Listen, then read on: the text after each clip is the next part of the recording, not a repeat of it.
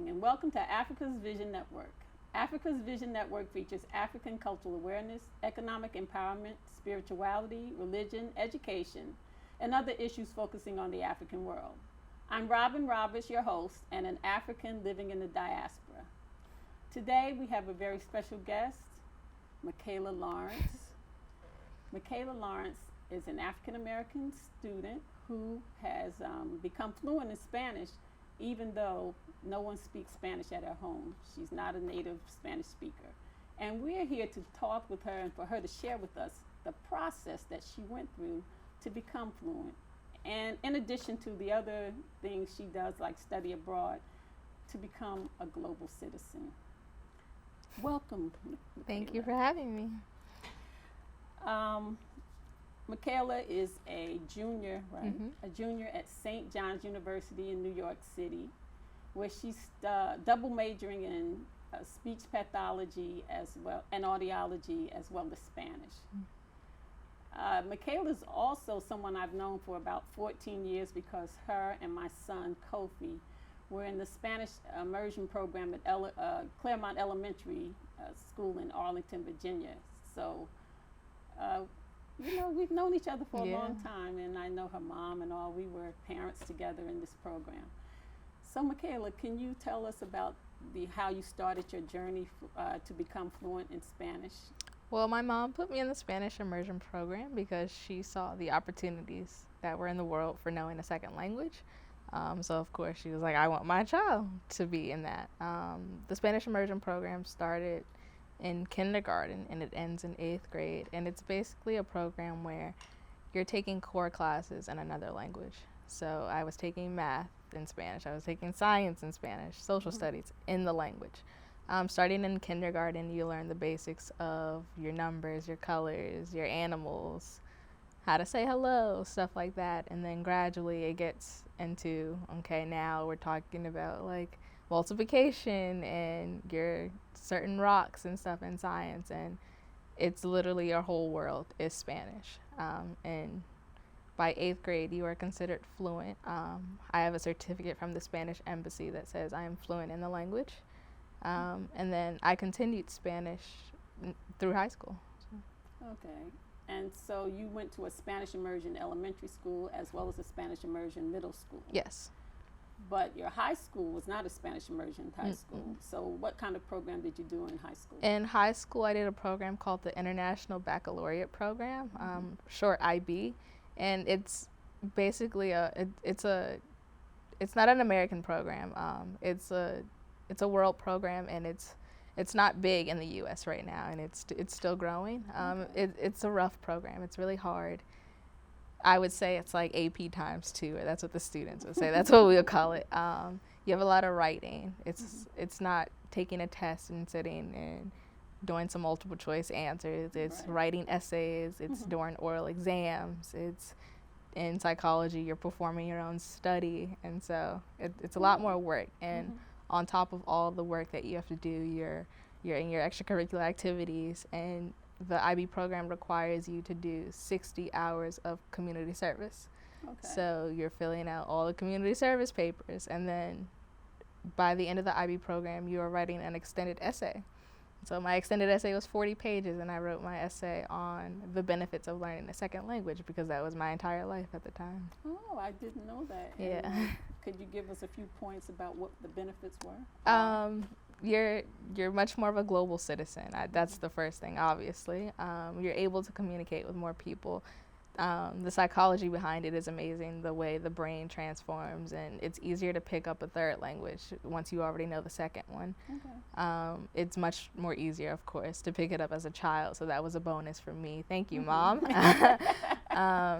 And yeah.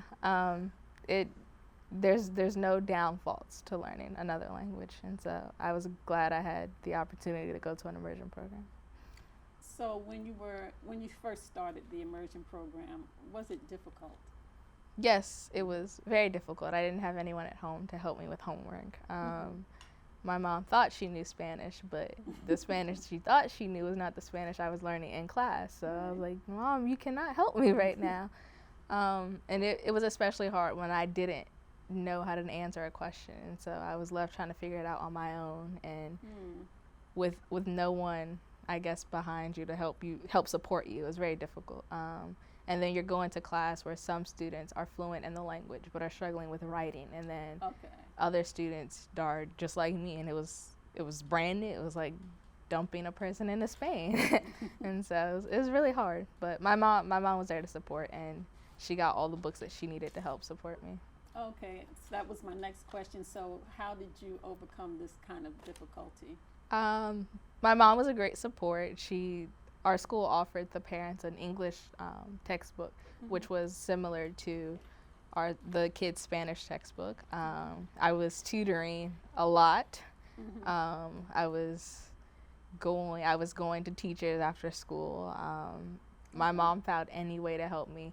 I was speaking to people at restaurants. Like, there's this one restaurant here in Arlington called Guapos, and I was so sick of going to Guapos, but it was just to make me talk in the language and help me practice, because I truly needed it, because I wasn't speaking it at home, and she couldn't understand me if I said something, so I had to talk to someone who knew the language.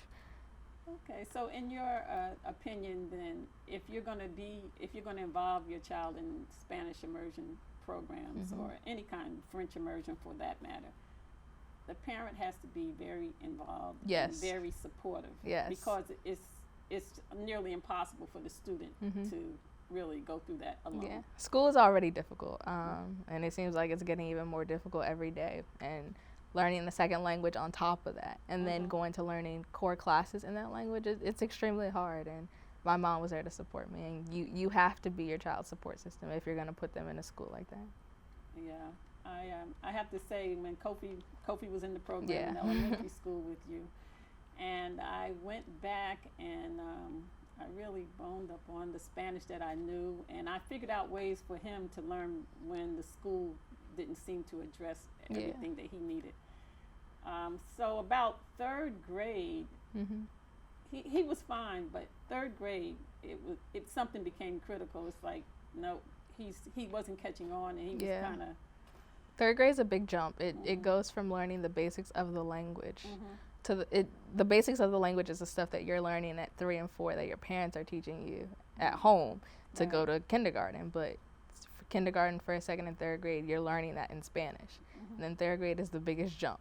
It's taking it all 3 of those years, and now it's time to take math in that language. You don't know the vocabulary. You don't know anything about it, but you're supposed to apply everything that you learned. So what kind of aids do you use? My mom went to Barnes & Nobles, and at the time, I don't know if they still have them, but they had these little inserts that you would put in binders, so it would be like math vocabulary. And if I was stuck, I'd flip to the front of my folder and be like, oh, okay, I know the words now. And they had it for pretty much every subject. I used to do the flashcards with vocabulary, like I said before, going out and speaking to people who actually spoke the language. Tutoring helped a lot, and my tutor was fluent in the language, so it was someone I could communicate with. Yeah, I remember you did a lot of tutoring. So about how much time per day do you think you spent with the language at that time? It wasn't that much. It was kind of weekends we were going places, but throughout the week it was more of using the resources that I had to figure it out. So I'd say maybe an hour or 2 with the language, but I was also a kid, so everybody around me spoke English, so I wanted to speak English, but I had to finish my homework. So that was difficult. Yeah, it was difficult because of the vocabulary. That's the biggest thing. You're learning your regular core classes in another language, and so the vocabulary that you struggle with, like in science now or in math now, you're struggling with in another language. Right, so I already don't know it in English, and now you're telling me in Spanish. That is true. I can see where that would be a problem. So, but you were very diligent. I remember you were a very diligent student. Could you tell the audience about that you had a ring and you used to have flashcards, and you made those flashcards yourself? Well, my mom helped me make them, and so it would be whatever I was learning at the time, whether it was the Spanish language arts or it was math or it was science, even social studies. I would pick all the vocabulary words that I didn't know. We put them on a flashcard, put the definition on the back, and I'd take my little ring to school. I'd have it in my backpack. So if I was not doing anything, of course, or I finished work early in class, I'd pull out my ring, flip through my vocabulary, and that was the practice for the day. Do you think that most students were doing that too, or as diligent as you? Probably not. It was much more of my mom. I thank her now. I didn't really like it back then. She was very, it seemed overbearing back then, but now I really do appreciate what she did. Yes, your mom's, she's a boss. Yeah, yeah, it definitely helps. But still, when you would pull out that ring, those cards that you had on that ring, your mom wasn't always around. So no, she wasn't. Doing that, yeah, of that yourself. But it was something that I did at home. So you want to go play, then you practice first. And so I had got into the rhythm of, okay, I obviously need to practice this. I need to know it. And since I was doing it at home, it didn't feel unusual to do it in a class setting. Oh, okay. So there was some leverage. Yeah. So parents, I hope you heard. Yeah.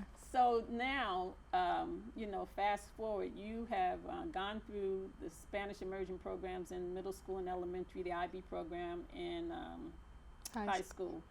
And you have become a tutor yourself. Yes. Could you tell us about that? I started my tutoring business my junior year of high school, and it was through the IB program. I actually needed volunteer hours, and so I didn't want to work for somebody else, let's just say that. And so I contacted my old tutor, and I was like, hey, I kind of want to do what you did, and I want to help give back. And it was mainly because there wasn't a lot of kids that looked like me in the program, and so I knew the difficulties that came with not only being my skin color, but just alone learning the language. And so I wanted to give back, and she was like, oh, great, I have students for you. And on the jump, she gave me 2 students, and so I started tutoring. I got my 60 hours for IB, and then I actually really liked it, so I continued it. And then my senior year became a real program where I was getting paid. And so junior year is free tutoring out of my day on top of everything else I was doing.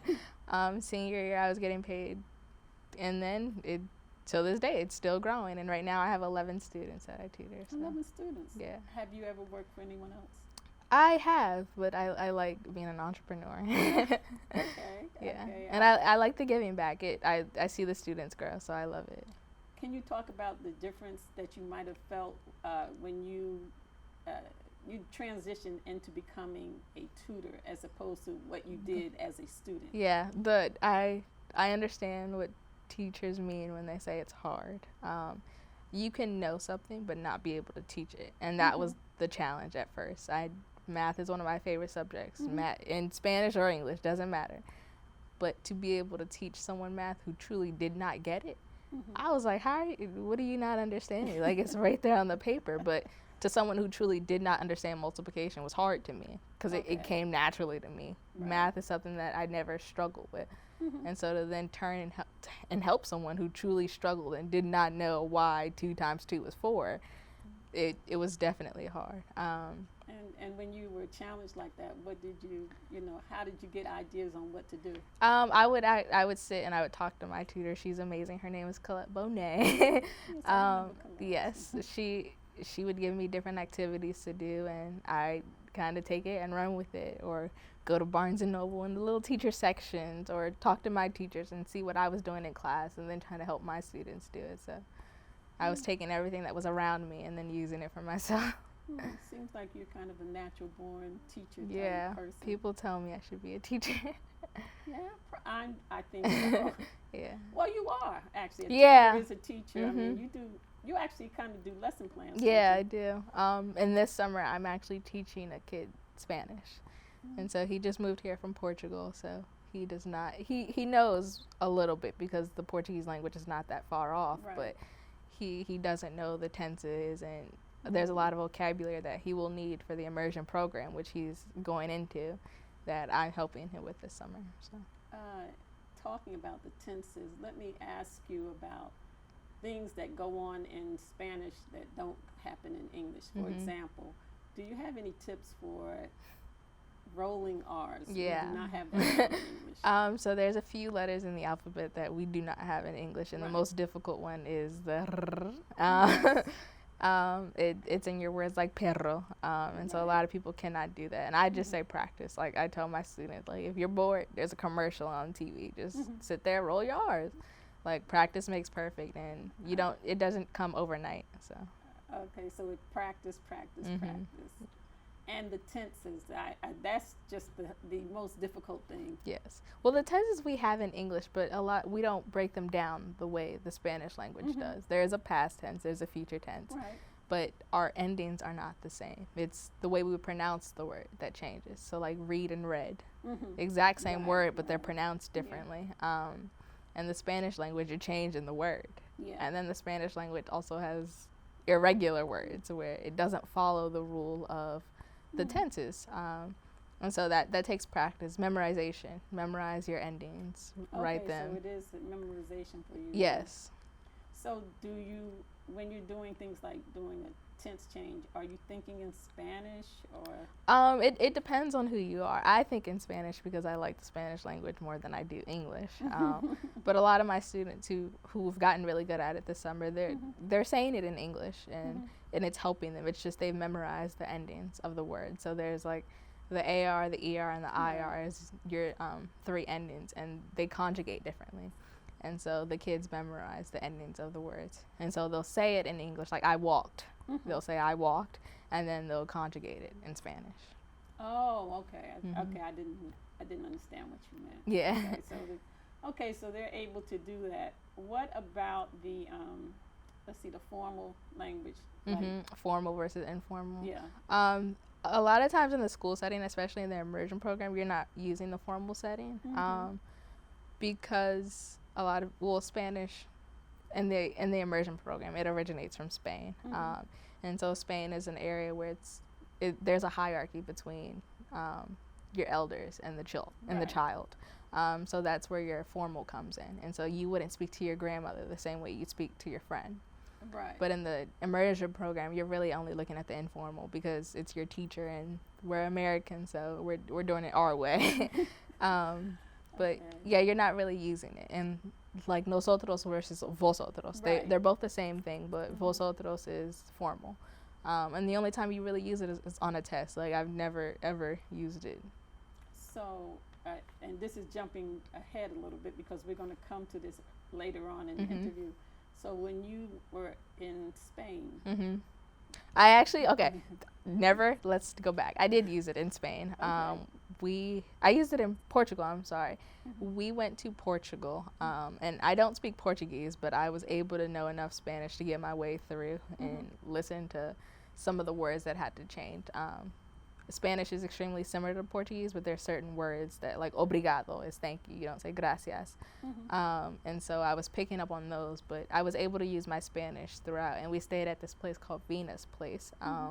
So she was an elder, so I dropped the nosotros. Okay. And I was using the vosotros. Oh, okay. Yeah. And that was comfortable with that. Yep. Yeah. And that was the only time I used it. Came right back to America though, and I do not use it. So I don't remember, but in Latin America and South America and Central America, they don't use formal so much. Vosotros is definitely just a Spanish thing. It's not a Latin. Okay. It's not Latino or Latino, but we do learn it in the immersion program. So. Okay, so now when you're with your Spanish-speaking friends, you can just conversate with them easily? Yep, I love it, especially by the time I got to middle school in the immersion program, I love to have conversations with my friends around people I knew that didn't speak the language because I knew they didn't know what I was saying. Or we'd be like with our parents, and then we start talking in Spanish, and our moms would be like, you know I don't know what you're talking about.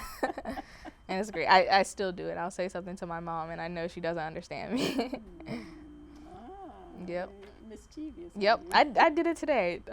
We were helping get ready for college, and I was packing stuff up, and I was saying stuff to her in Spanish.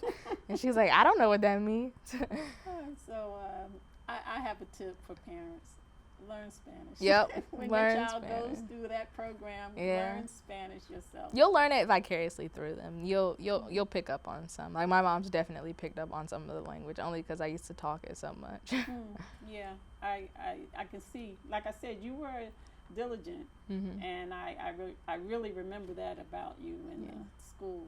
So, do you know many other African American?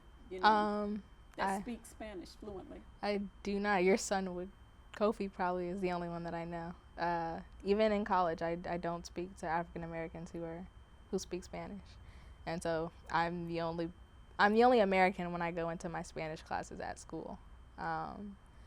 And even here, surrounded in Arlington, maybe the kids that I went to the immersion program with, but a lot of them still stopped it in high school or they stopped it in middle school. So. Right. Yeah, a lot of people don't continue it.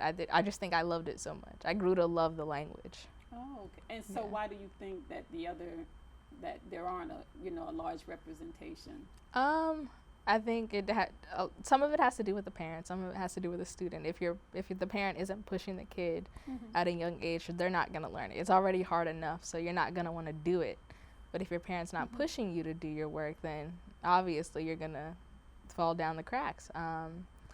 But by middle school and high school, if you just don't like the language, a lot of people just stop taking the class because it's an elective by then.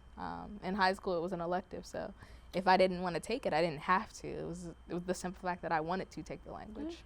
So I don't know. Taking a bit of Spanish. What's not to like about Spanish? Do you think? I think the tenses are the hardest part. Pretérito, imperfecto, futuro. You're learning the tenses, and they're the rules for the way the Spanish language flows. But then they're actually like, oh wait, there's a lot of irregulars too, and they don't follow the rules. So you learn the rule, you use the rule, but then there's more irregulars that don't follow the rule than there are words that do follow the rule. Okay. And so it's so much memorized, and a lot of times when you already know a language, you're like, oh, I don't really need the other one. I know how to speak English, and everybody around me speaks English. So for my audience that didn't realize what you said, you talked about the future tense, the imperfect, and the preterite. Yes. Right. And could you explain to them the difference? The difference. Pretérito and imperfecto, preterite and imperfect, are your two past tenses. Imperfecto is a continuous past tense. Right. Like every summer I went to my grandparents' house. Pretérito is I went to Disneyland. Okay. Futuro is obviously future. But then by high school you're getting into subjuntivo and tenses that I've never used again. And I don't remember one tense. I'm fluent and I don't remember one tense. But I know it had a habla at the beginning of every word. Oh, wait a minute. So you don't use subjunctive? You use subjunctive, but not all the time. Because I can say the same thing without using the subjunctive tense. Oh, okay. Subjunctive is, in the immersion program, you learn it as wedding. So it's like you wish someone would do something or you hope this happens. But I can say that and use future tense. Like I hope one day to be rich. That's also the future. So why do I have to use subjective tense? Oh, that's true. Okay. And so I want the audience to realize that we use these tenses in English, but we just don't. We don't break them down. Yeah. We don't. I had a teacher in 8th grade that we had learned to conjugate verbs as if English were a foreign language. Oh, yeah. So we had to go through all the tenses, and she would have a test once a week. And either you conjugate the verb 100% correct or you got a 0. Yeah. So needless to say, I always knew how to conjugate my verbs because I was not getting a 0.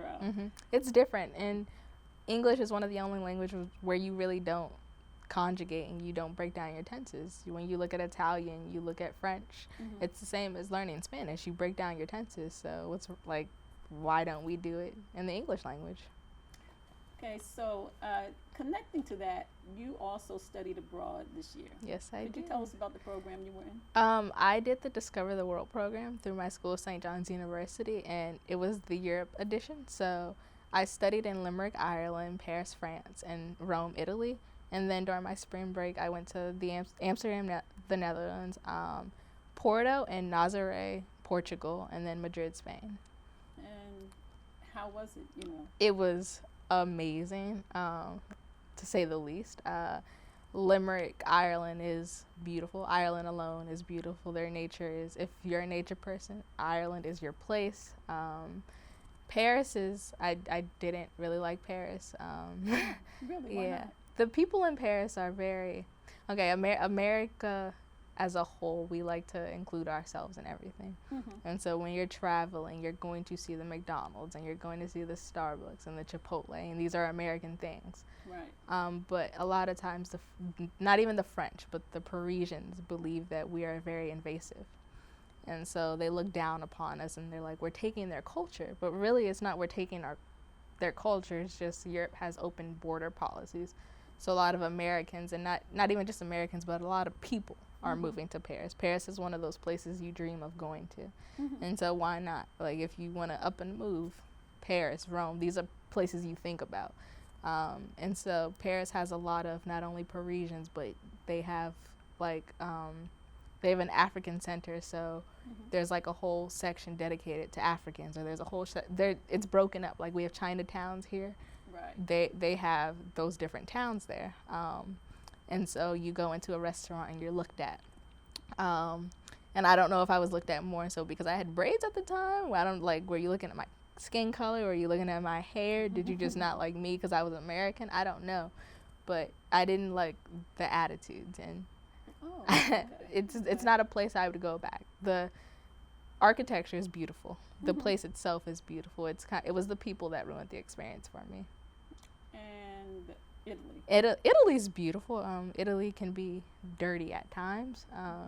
They have a lot of trash on the street, but beyond that, Italy's full of history. And I'm not a history person, so for me to be in Italy, I was walking around like, I don't know what that building was used for, but it's real nice.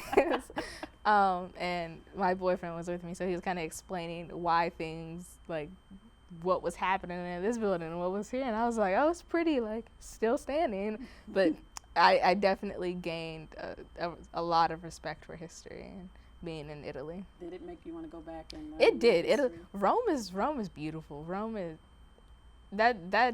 yeah. I don't even know how to put Rome in words. It's just beautiful. Okay.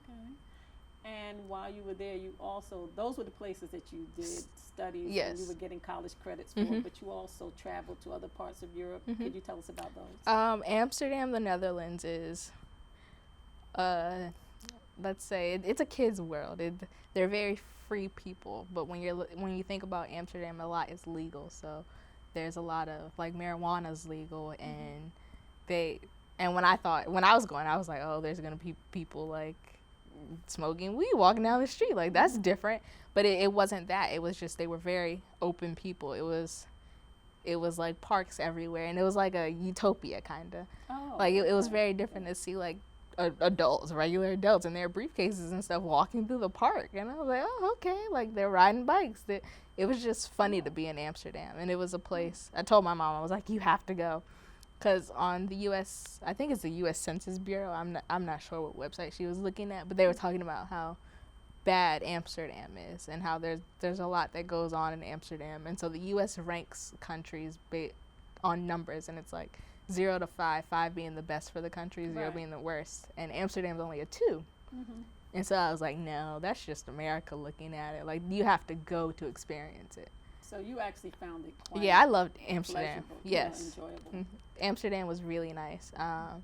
Spain has always been a place I wanted to go to because of the immersion program. And I came back and I was like, I'm moving to Spain. I went to Madrid, Spain. I chose not to go to Barcelona because Barcelona is your tourist area. So you're not getting, it wasn't Spain. It wasn't the culture. It wasn't the regular people. It was full of tourists. And I was like, nope, I want to see where the people live. Like, I want to see where the working class is. I want to actually be in Spain. Like, I don't want another tourist destination where everybody's speaking English. I want to use my Spanish. And I traveled with 2 other people, and I used my Spanish because the 2 other people did not speak Spanish. So I was going to ask, so you were able to use your Spanish. Was Yes. it easy? It was definitely easy, and I even had an Uber driver there tell me, like, I did not have an accent, and he didn't know. I was like, oh, that's good. Like, thank you. Oh, so he didn't know that you were not Spanish? Yes, and I was telling him we were studying abroad, so. So are there many dark-skinned people in Spain? Spain is, yes, there is. It's hard to tell that someone is Spanish when you look at them, because Spain's full of people.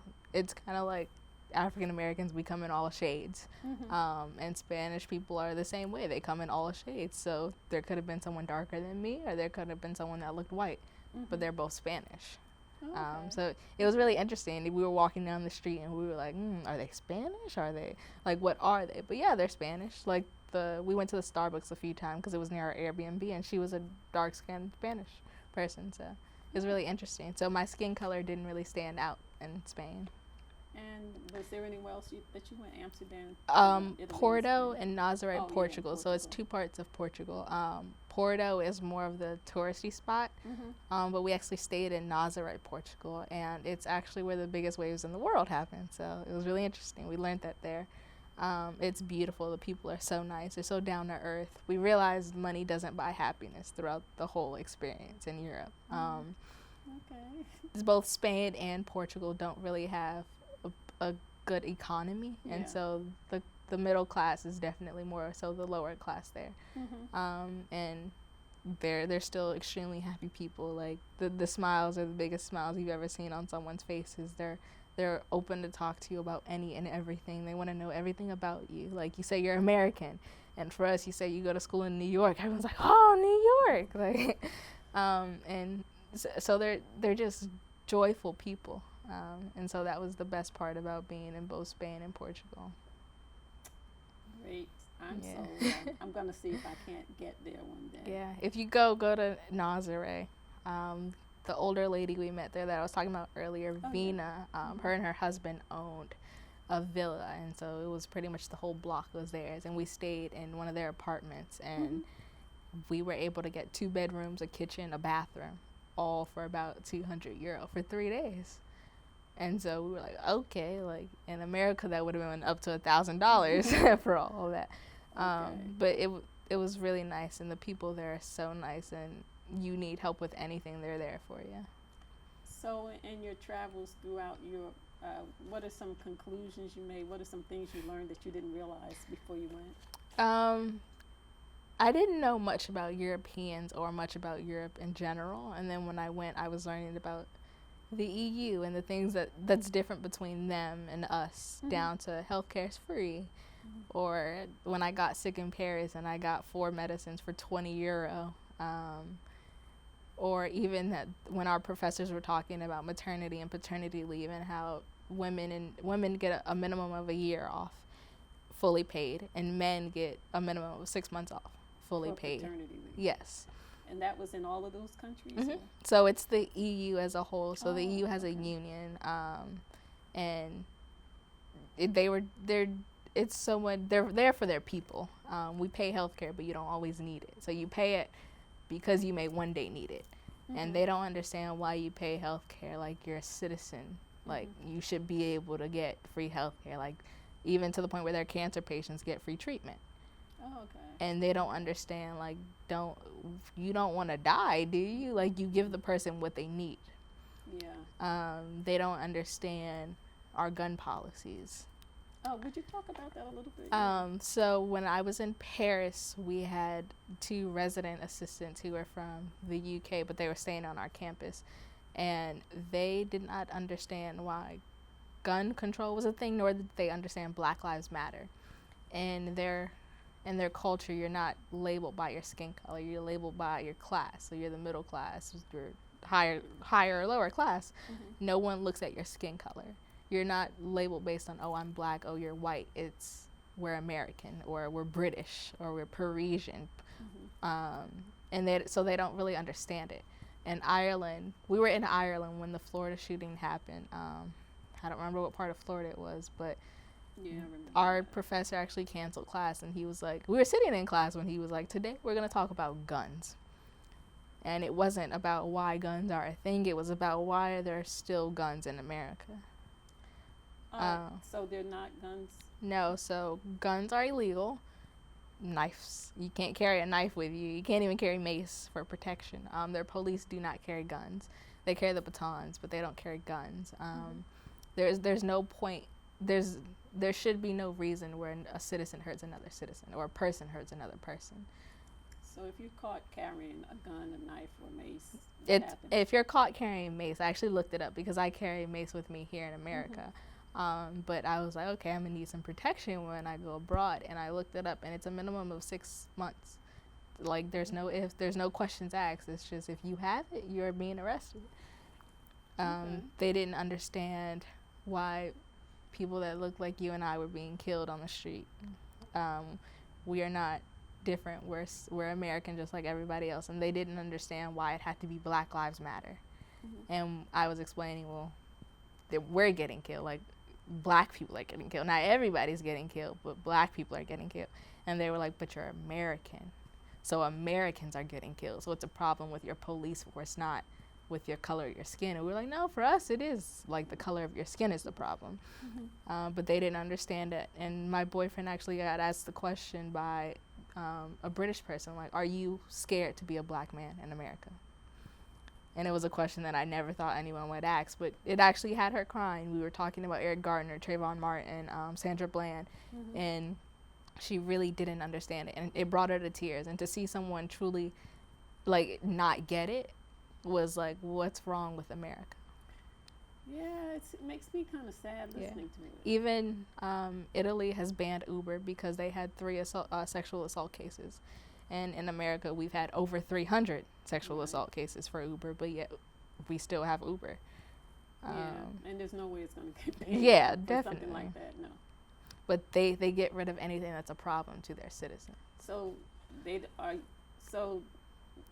don't have a lot of street crime or street violence. They have. I mean, crime is everywhere, and you can't get rid of crime, but you can prevent it from escalating. But it's not crime done with guns and No, knives. it's not crime done with guns. It's people fighting, or in Paris they protest a lot. So it's protest, but it's not kids are going to school, and that school's supposed to be a safe place. And so it's not you're sending your kid to school and you don't know if you're going to pick up your kid that day, or you're going to a movie theater like Colorado, and it's none of that. It's not worrying about where to go or being in the wrong place at the wrong time. So that's a very different. Yeah. So you don't have to have that kind of fear of getting No. pulled over for driving while black. No, None it of that. was different because we were in Dublin, Ireland, and we needed directions back to Limerick. So we decided to take a bus to Dublin, and we were like, we don't know where the bus picks up to go back, and it's a 4-hour trip back. So we were looking for somebody to help us, and we saw 2 police officers standing. And I told my friend, I was like, you go ask. I'm not asking. Like, I don't walk up to police just for the sake of it. And then they saw us talking about them, and so they walked up to us. They were like, do you have a question? Like, you need help? And it was actually like, oh, okay, you guys are nice. Like, and here I'm not scared of police, but it's always on the back of my mind, because what if? Yeah. Like, what if that cop's not a nice cop? But it's a possibility. yes, that's not a thing there. And even in Ireland, like, they don't carry guns, so, but a baton still hurts if you get hit with it. And the rest of your military is used as police. And so you see your military out on the street, and you're walking, like we were walking through Italy, through Rome, and you see the military trucks, and you see really big guns that our military uses in wars just on the street. And it's not like you're scared to walk by them or anything, because you know nothing's going to happen. They're there to protect you. Okay. That would be nice. Yeah. And we don't really use our military like that. Our military is kind of, they're there just in case anything happens. But in Europe, it's okay, you guys are here, and like, you getting paid, so do some work, help protect somebody. And so they're everywhere. And you're walking through an airport and you see them. You're walking down the street, you see them. And they're in more populated areas. So, in Rome, because it's a tourist spot, they're everywhere. But even you go a little far out, like we went like an hour out into Rome, to the outskirts of Rome, and they were still there. And they're just, they act as if they're police when there's nothing really going on big. Oh, that's very different. I didn't know that about those places. So, to change up a little bit, talk with me about your plans to, you're a double major in speech pathology and audiology as well as Spanish. So talk with me about why you chose speech pathology. For a lot of my life, I think I started talking about a linguist in about 5th grade. And a linguist studies languages and how they form, and so how we speak and how we write and everything. And I love that. And so I actually wrote my IB extended essay on it. And then I had the opportunity to sit down with a linguist professor at Bucknell University in Pennsylvania. And he was talking about how they don't make a lot of money. So a lot of people who major in linguistics go to be professors. And I was like, well, I don't want to be a professor. And so he was talking about other paths that I could take that are similar. And he was like, if you like helping people, I was telling him about my tutoring business. So he was like, you obviously like helping people. You like the language. You like to see how words are put together and letters are put together and it makes a word. Then try speech pathology. Read up on it. I was like, oh, that's not too bad. I could do that. And what does a speech pathologist do? A speech pathologist is a speech therapist, but you are able to actually diagnose illnesses as well. So you can work in a hospital, a school setting, private practice. I hopefully want to work in a school setting one day. So you're one of the few people besides a doctor who can actually diagnose. Yeah. I'm amazed. Yeah. I mean, that's hard to get. That's hard to do. It's hard. It's a lot. I did not know so much went into the way we speak and the way we hear. Like, we had to take anatomy and physiology, and that class it's hard. But anatomy and physiology is hard alone, but then you apply it. So my class was called Anatomy and Physiology for the Hearing Science. Okay. And so you're learning about how our body and all the bones and muscles and joints work together to help us speak or help us hear. And like one of the weirdest things to me was like the way you sit and your posture helps the way you talk. Really? And I was like, oh, okay. Like my mom used to tell me not to slouch. Maybe I should stop slouching. So slouching Yeah. decreases your hearing. I'm particularly interested in, you can see that I'm a little bit senior to yourself, and hearing is a real issue when you get a little older. So do you have any tips for us people who are, maturing to preserve our hearing? So there's 3 types of hearing losses, and the one that happens the most is called sensory neural hearing loss, and it's basically losing the hair cells in the ear. So hair cells are actually how we hear, and sound or air kind of goes over our hair cells and into our ear. And a lot of times things can be too loud. So the ear already has 2 muscles that kind of lower sound for us naturally.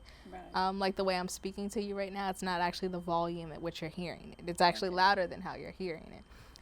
But anything like a concert is like 100 decibels. That's extremely loud for our ear, and you can lose some hair cells. Like I went to a Chance the Rapper concert a semester before taking the class.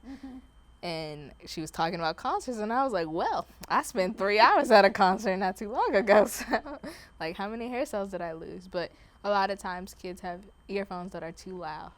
Or like Dr. Dre earphones, like the Beats. I have a pair myself. The headphone ones, the ones that go over your head. Yeah. They block sound. But because they block sound, no sound can enter or exit. And so if you turn your headphones all the way up, there's a lot of sound going in there, and it's kind of just circulating and going back into the ear. And so I tell like all my friends all the time, like, your earphones are too loud. I can hear it. I'm sitting next to you. Like, turn it down. And taking the class actually scared me. I was like, oh my, like everything around us damages our ear. But a lot of things you can't stop. Like you can't stop hearing an ambulance going down the street, or you can't stop hearing police sirens. But you can stop going to a concert and not using earplugs, or you can turn down your earphones. So there's things that you can do to help preserve the little hair cells that you have left. Yeah. But for those that have lost quite a few, there's no hope. No, once the hair cells are gone, there's no coming back. And so naturally they diminish with age, but nowadays especially, electronics are a big thing, and kids are always on. Like I know myself, I love listening to music, but I listen to it more out in the open now than having my earphones blasting. So we may have younger people having hearing loss that, is similar to what an older person would because of all the electronics and the sounds going in, and I guess interacting with the hairs in your ear. Yep.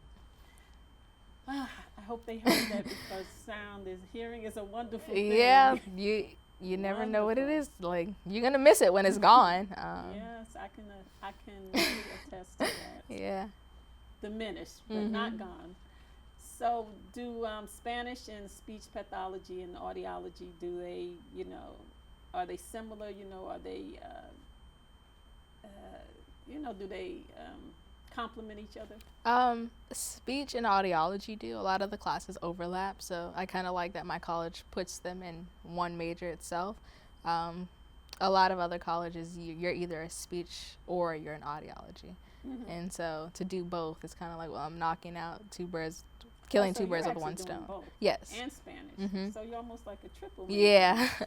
Where do you find the time? It's extremely hard. I work on campus, so I sit at a desk, so a lot of times I'm answering the phone, but I'm also doing some work. It's difficult, but I think St. John's does a good job of bringing the two together as one. And obviously you're passionate about it. Yeah. So that makes a big difference. Yeah. I do Pick imagine. something you love, because it's already hard enough, and you're paying for it in college, so. Oh, okay. Yeah. On the tables, we have some books you may remember from I do. your childhood. You want to speak about these? I have that one. That is a Spanish dictionary. So it goes, I think the front is Spanish to English. And then, wow, I was right. The front was Spanish to English, and the back is English to Spanish. And so it's 2 dictionaries in one. Okay. That is your life. In the immersion program, they have the little ones too, the ones that go in your backpack that are like this small. And I have both of them. Didn't the school give you these books? Yep. This is Kofi's copy. So I know sometimes teachers had said, well, you shouldn't really use the Spanish to English dictionaries. You should just use Spanish. But I was like, I don't know the Spanish, and he doesn't know the Spanish. So we use both. In high school, I had a teacher talk about circumlocution. Never heard that word before. And I was like, okay, what do you want me to do? And she explained that it's basically using words that you know to get to what you're trying to say. And so I understand what they meant now. When I was a kid, I was like, I just want to know the words so I can write it on the paper and keep going. But it's like talking about a cow and not knowing how to say the word cow. You describe it as an animal. It lives on a farm. It's black and white. You obviously know I'm talking about a cow. I just didn't say the word cow. So she's saying that's what you should do instead of using the English. English, Spanish, you should describe what you're Spanish saying. Using simpler words. Yeah. And it helps. I tell my students that I'm tutoring to do it too, because they'll ask for the most basic words, and I'm like, well, what are you trying to say? And then they'll tell me, and I was like, oh, well, you know a word, like you know a synonym for that. Right. So if you're trying to say a lot instead of the word great, just say one or the other. You don't have to. If you don't know a lot, you say great. If you don't know great, you say a lot. And this book here is one that we parents ordered. Yeah.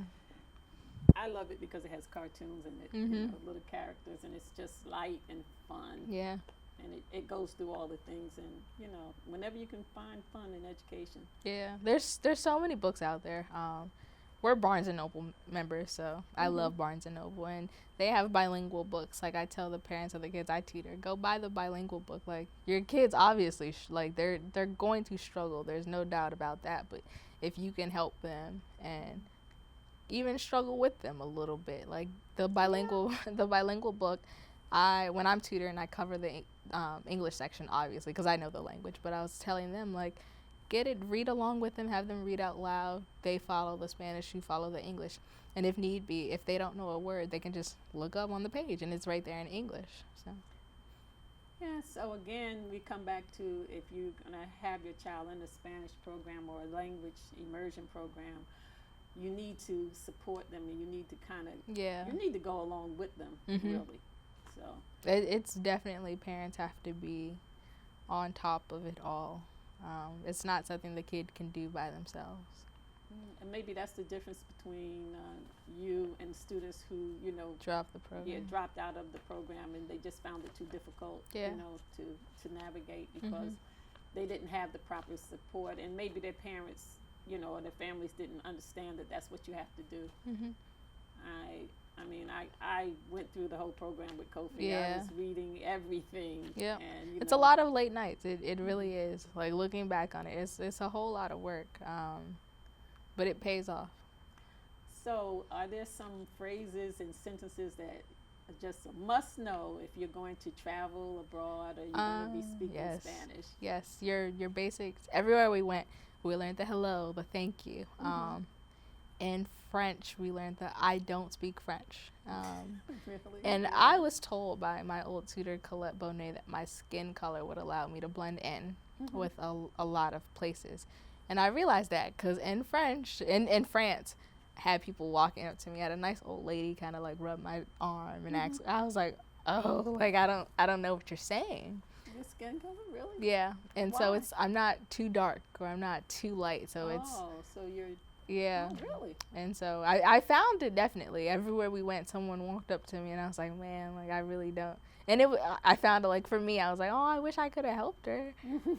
Or even like I was coming from the Louvre, no, not the Louvre, the Musée d'Orsay in Paris, and someone walked up to me, just got off the train, and she had like a suitcase with her and everything, trying to find directions, and I was like, oh, I really can't help you there. And they don't say like, oh, do you speak French? Like, can you help me? It's just an automatic like go right into the sentence. And I'm like, okay.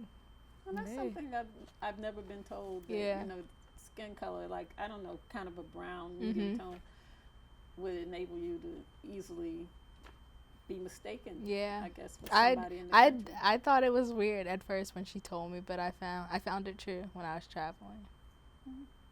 Very nice. Yeah. So, do you have plans for travels to other places? Oh, definitely. I definitely want to make it back to all the places I went to during the study abroad. I think I'll get a different experience having studied there, just being there as a tourist.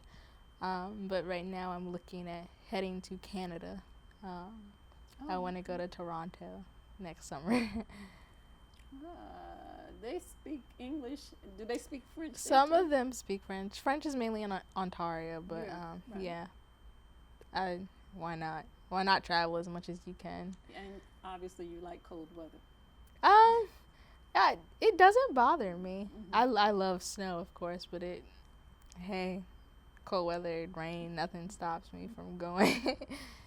And any particular reason that Canada is of interest to you? Nope.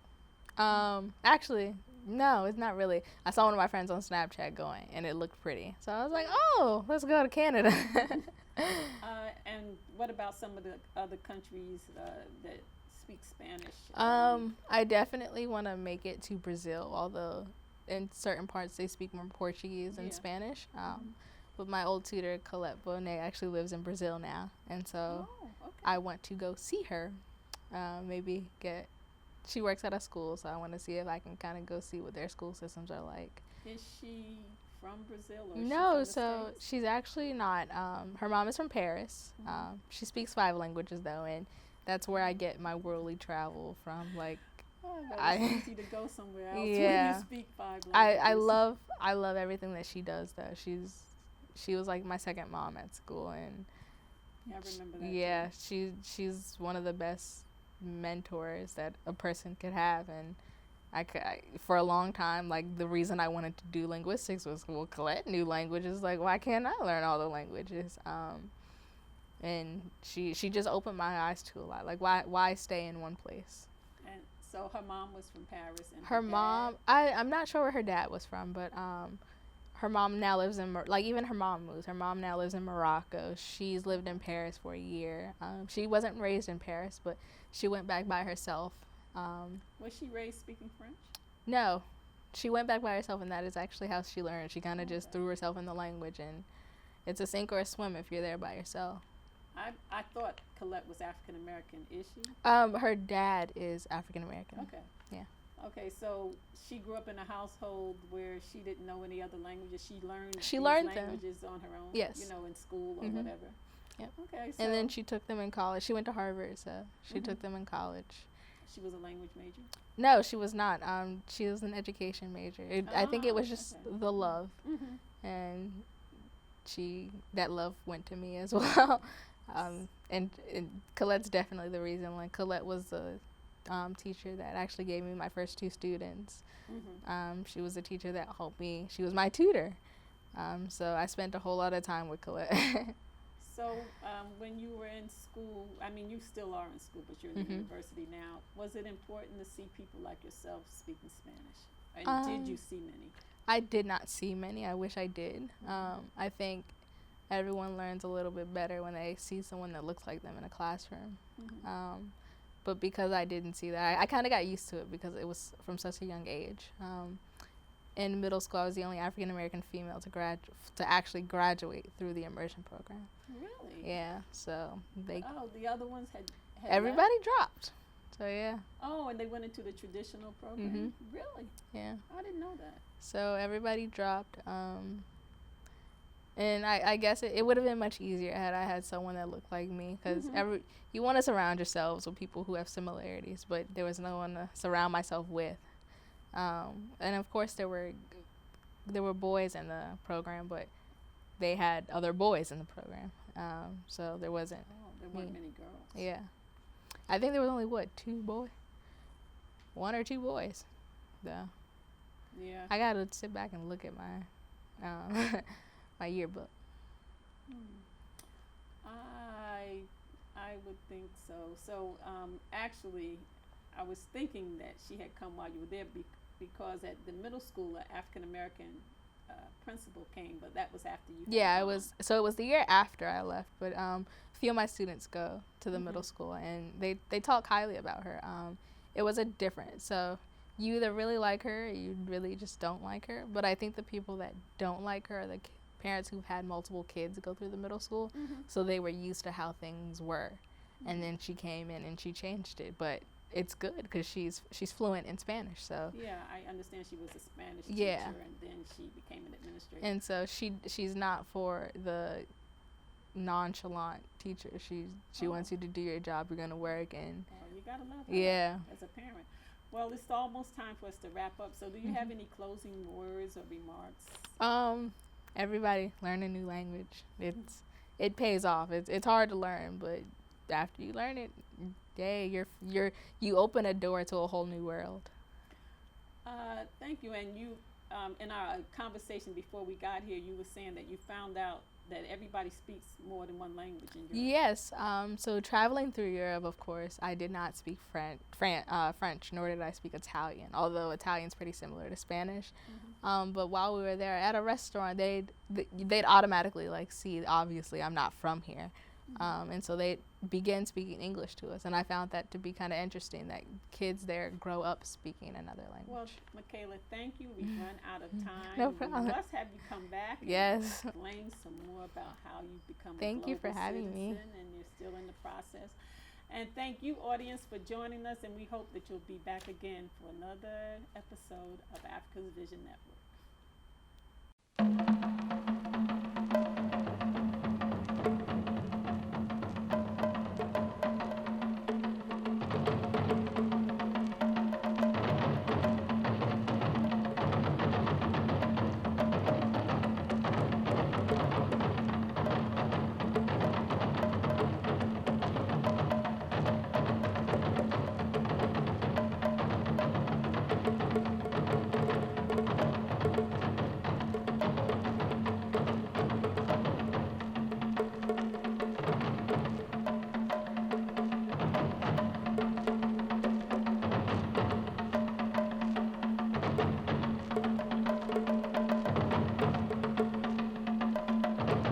Uh-oh.